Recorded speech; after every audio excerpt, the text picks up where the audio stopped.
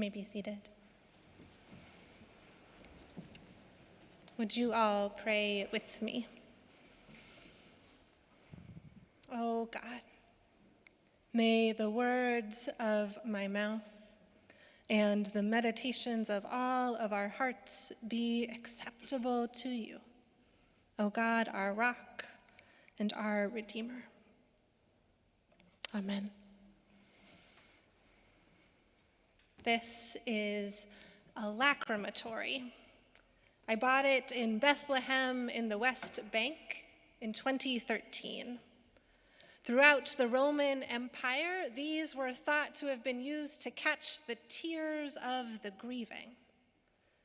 The Palestinian artisan whom I bought it from explained to me that now, for him and for many, they are a cultural symbol of the deep grief of generations.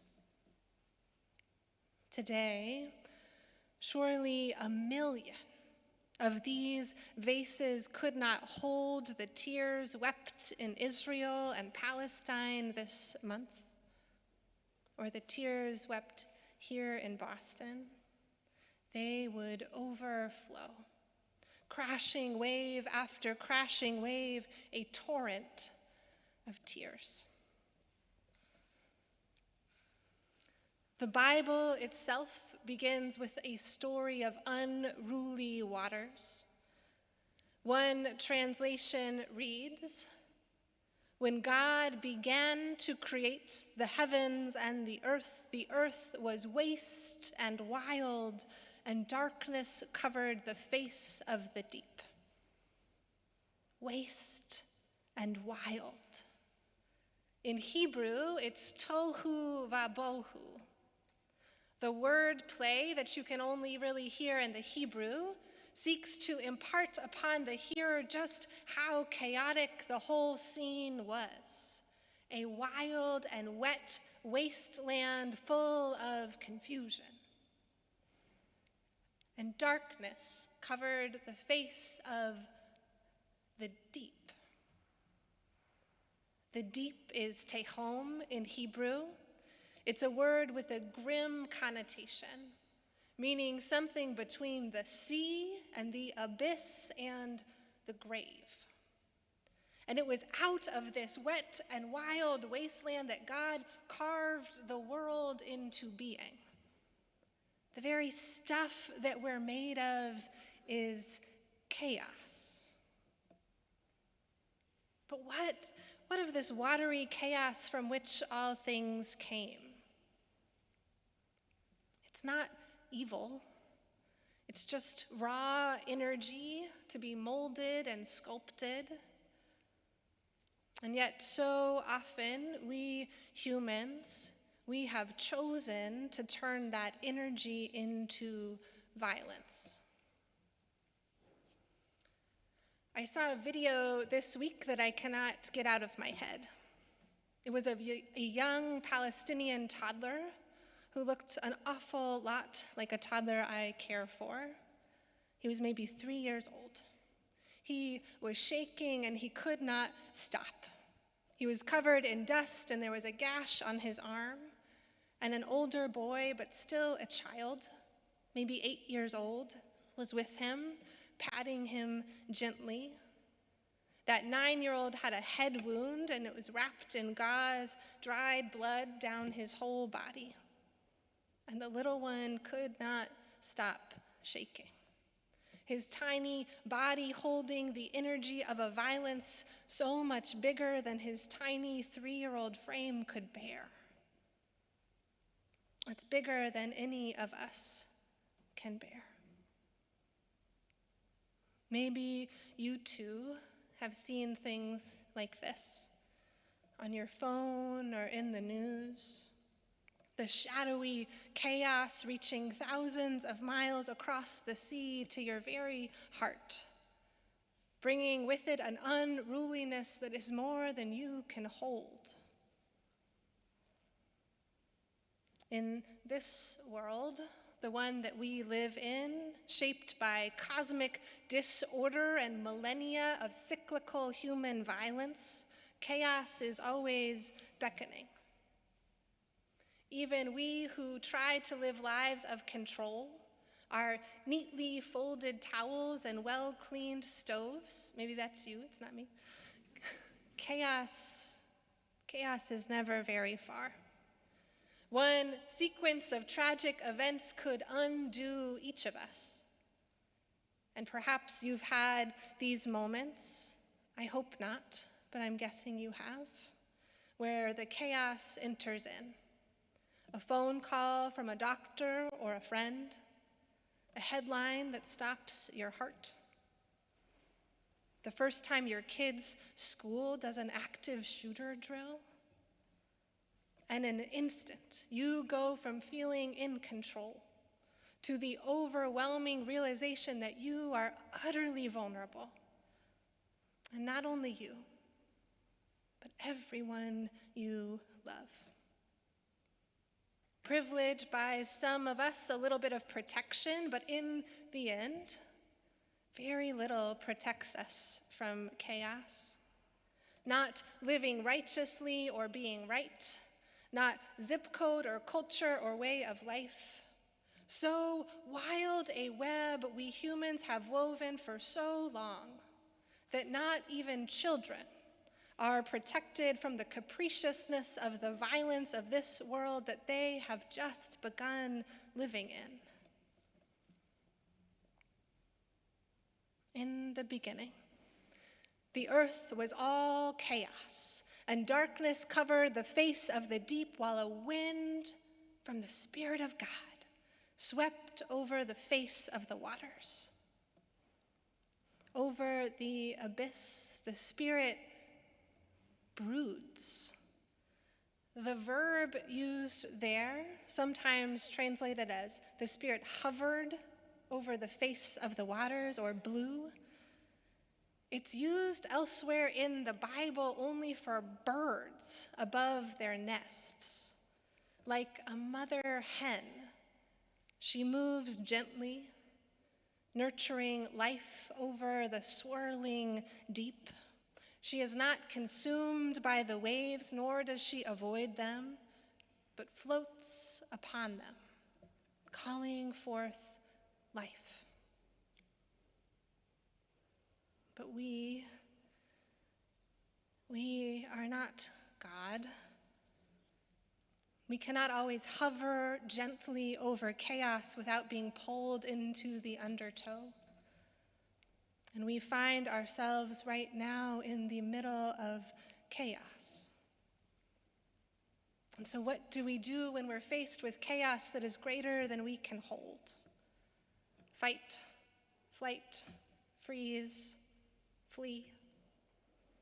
We respond to trauma by protecting ourselves, by protecting our minds and our hearts from the unbearable weight of sorrow, the terror that is crashing upon the earth right now in Gaza, the fear that abides in the homes of all who await loved ones held hostage by terrorists. We freeze. We say, it's complicated, as if that might absolve us from wading into the chaos ourselves. My friend Cody Sanders, a Baptist pastor, wrote an article about Gaza and grief. He names how we must hold complexity without being immobilized by it. And he reminded me, that if we don't know where to start with grief. He writes, "We are convicted as Christians and condemned as humans by those whose lives we are unwilling to grieve. The complexity of the geopolitics does not mean that we cannot mourn the actual human lives lost. We cannot allow the deep complexity and the history and trauma of a land and of many peoples to negate the trauma of thousands of child-sized body bags piling up. We cannot allow ourselves to be so dehumanized. In the face of dehumanization, we must remember every death is grievable, every single one. Reverend Dr. Sanders writes, "This is not to say something banal like there are many good people dying on both sides. It is to say there are many people dying. And so we grieve. And grief maintains or maybe reclaims our humanity and theirs. And so we must. We must lament a world where generational trauma plays out on the guilty and the innocent alike. Across the ocean, a world is coming undone. Inside many of our friends' lives, a world is coming undone. Inside some of our lives, a world is coming undone, and we cannot pretend like we live in a different world.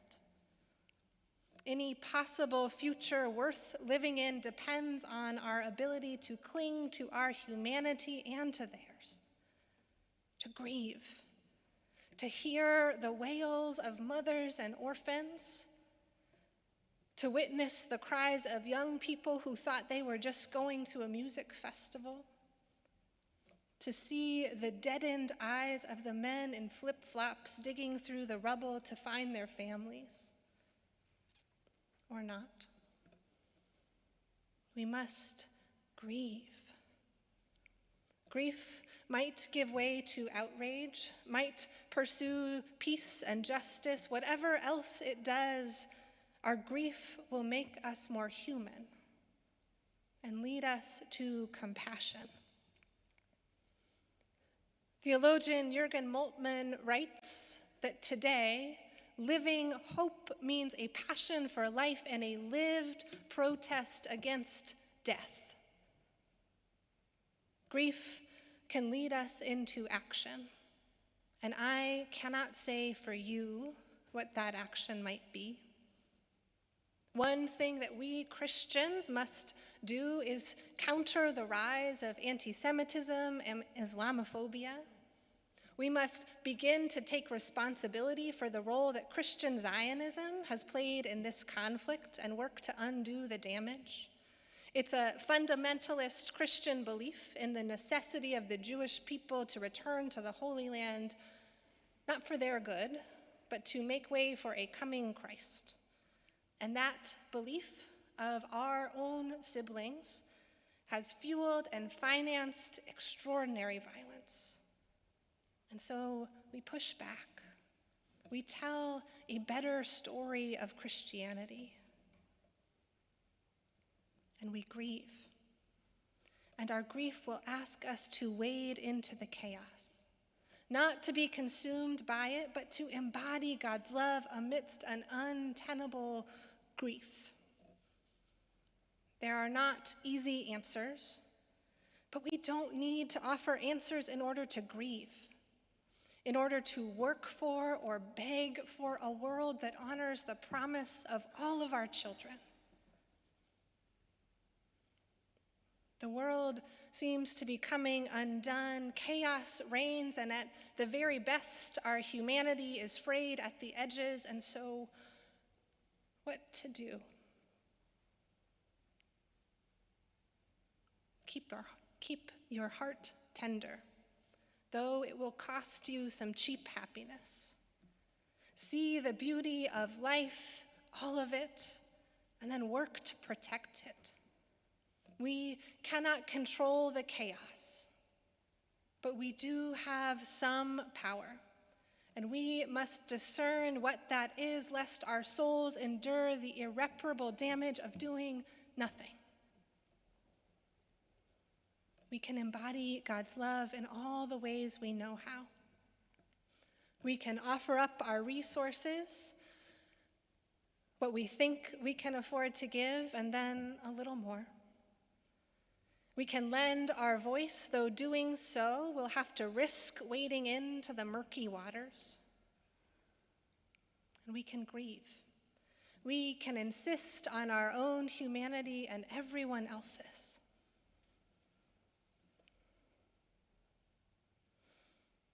These little vases are buried in tombs, ancient and modern.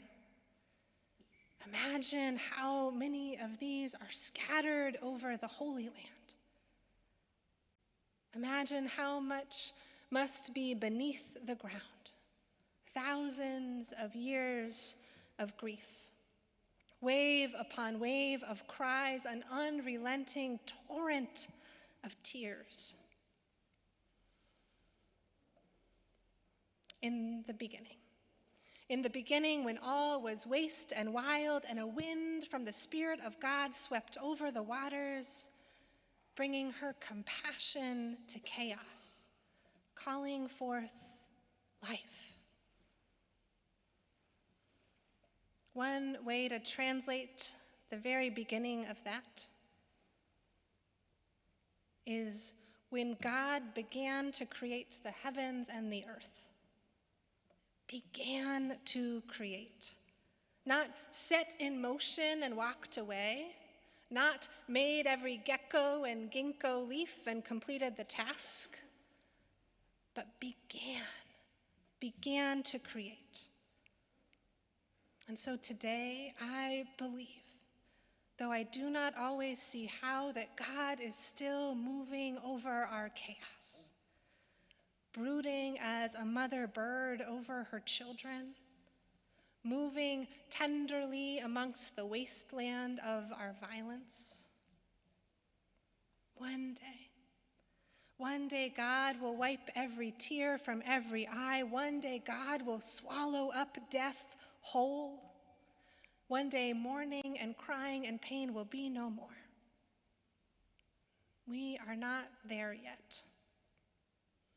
And so, into this world of chaos where all seems waste and wild, the Spirit still moves gently upon the waters, calling forth life.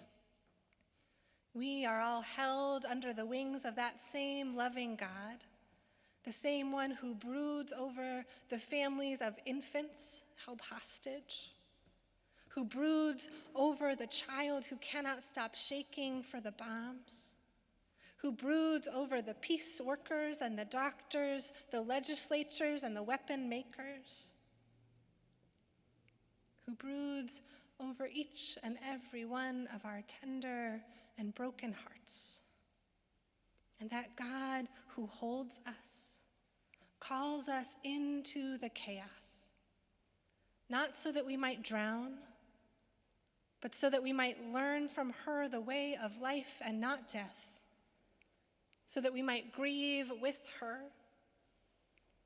so that we might be her love in the midst of chaos. God help us. Amen.